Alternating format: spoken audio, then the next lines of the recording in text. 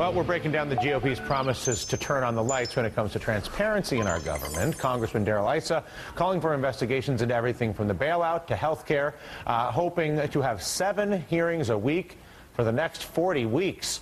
But will all this oversight produce much-needed fixes and information, indictments and arrests, for that matter, or simply lead to political obstructionism?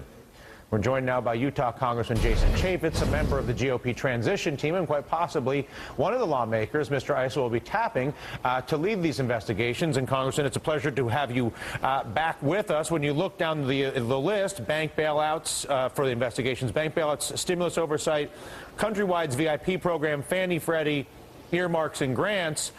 From my eyes, the ones that are obviously costing us the most jobs are the bank bailouts and Fannie Freddie and the housing collapse, because we have all this money tied up in what may be a largely fraudulent structure. We don't even have an answer to that. That's conjecture on my part. How much of a differentiation do you think there'll be between each investigation, and will there be a prioritization?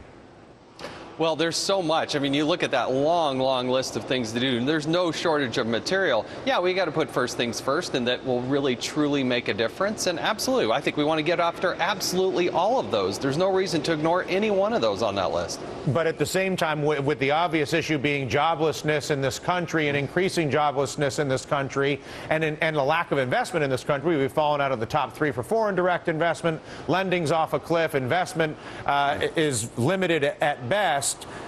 It would seem that the financial system is the place in which investment or lack thereof either happens or doesn't happen, depending on whether it has incentives to do it or not.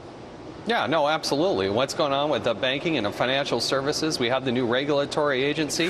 Think about it. We have 25 cents out of every dollar in this country is spent by the federal government. So we need good government. We need openness and transparency, and we need to get all that information out to the public so investors can make good decisions. Yeah, if you were to look at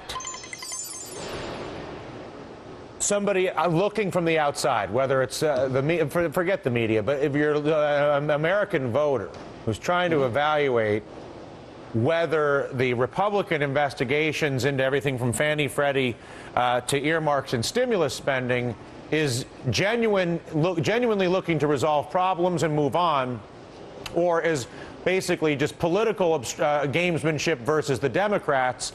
In your view, how should you be judged, or how should the GOP be judged? Well, I think it should be a high bar. I think the public should be highly critical and looking closely at what we're doing. We're not on some witch hunt. There's more than enough material to go out. We don't want to be out there just going and fishing.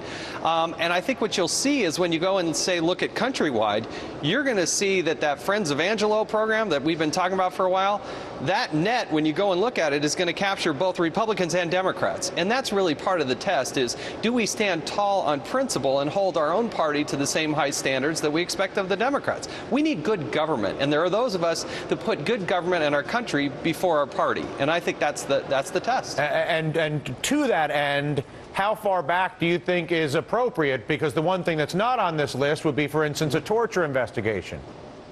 Well, that may be on the list as well. I'm not afraid of going after the Bush administration. I wasn't brought here by the establishment. When I ran for Congress in 2008, I'm just a freshman here, George W. Bush, Orrin Hatch, and Bob Bennett, 3 Republicans, they campaigned against me. So I don't mind going back and looking at them. So I don't have any hesitation there whatsoever. All right. Well, listen, just keep us posted, Congressman. We appreciate you giving us a slice of the afternoon today. Jason Chaffetz. Thank you. Republican out of Utah. Thank you, Congressman.